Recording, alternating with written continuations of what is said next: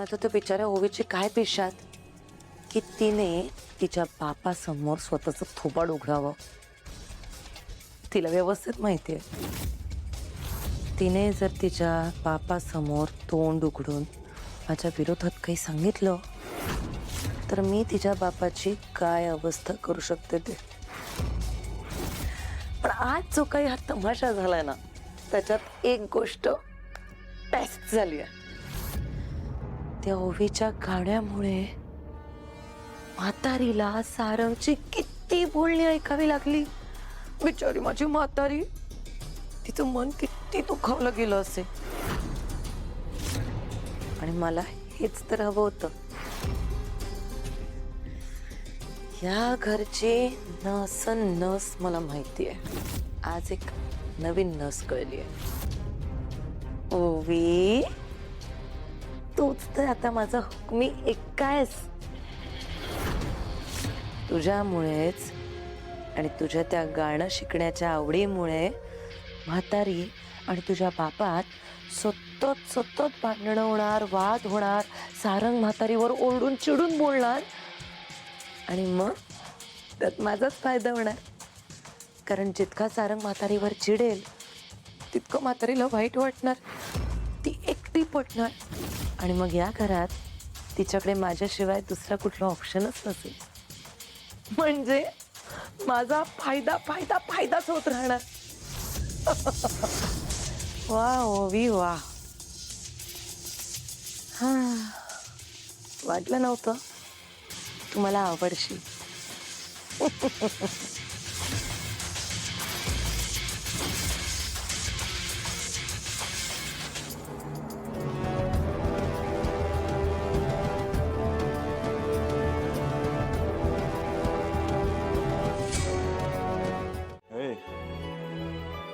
ओवी,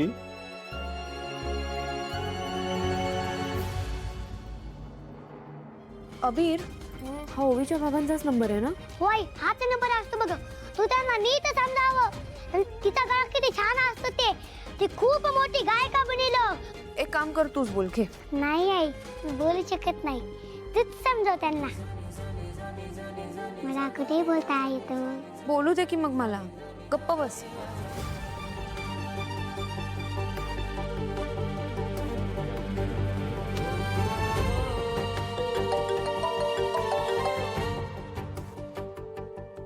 रिंग वाजते पण फोनच नाही उचलत येत ते.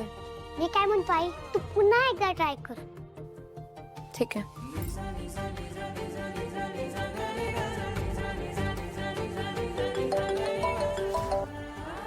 नाही उचलला त्यांनी. मला असं वाटतंय की ते बाहेर असतील किंवा बिझी असतील.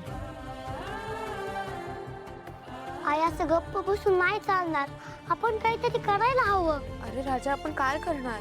तेच म्हणतो, काय करणार आपण. मला तर तिचं घर पण माहिती नसतं. आई, ओवीचे बाबा मुद्दाम तर फोन उचलत नसतील ना?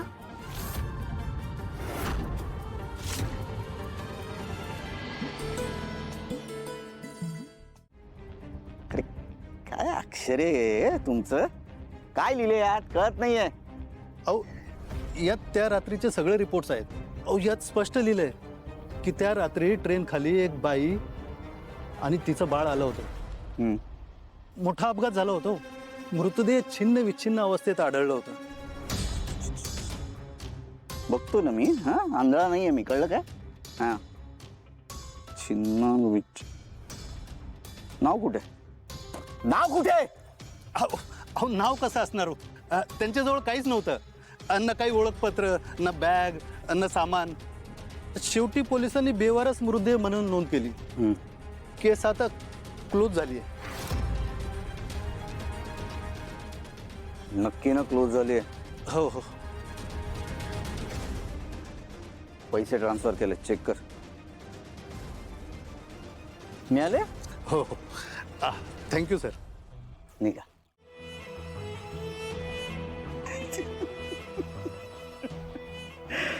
बेवर्षी गेली सावली. एवढी मोठी गायिका, तिचे अंत्यसंस्कार पोलिसांनी केला. तसंही तुझा या जगात काहीच उपयोग नव्हता. म्हणजे मला तुझा उपयोग झाला मेंदळ्यांच्या घरात मला पुन्हा पोचवण्याचा. अदरवाईज माझ्यासाठी तुझा काही उपयोग नव्हता.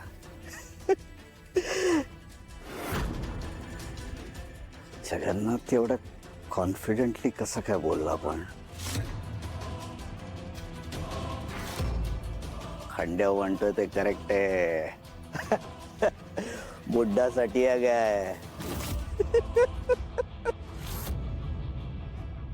हा चॅप्टर क्लोज.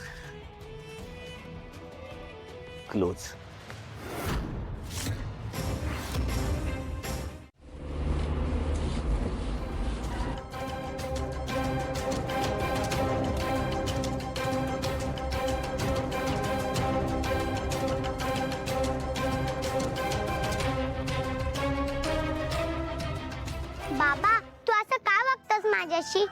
कसं? तू मला इथे चिडवायला आणलेस ना. तुला माहितीये ना मला इथे येता येणार नाहीये, तरी तू का आणलंस मला? चिडवायला? बाबा झालं चिडून, बघितलंच गुरुकुल, आता चर घाली, मला नाही थांबायचं इथे. अरे ओवी थांब थांब. तुला माहितीये मी इथे आधी येऊन गेलोय. काय तू इथे आधी येऊन गेलायस? हा ते केस संदर्भात जरा मी आलो होतो, पण जरा असं नीट पाहिलं नाही. तू दाखवशील ना? कशाला? कुणी बघितलं तर परत घरात भांडण होणार. नाही बोलणार कोणी. नको ना. अरे दाखव ना ग. नको ना. दाखव ना. कशाला? बस दाखव.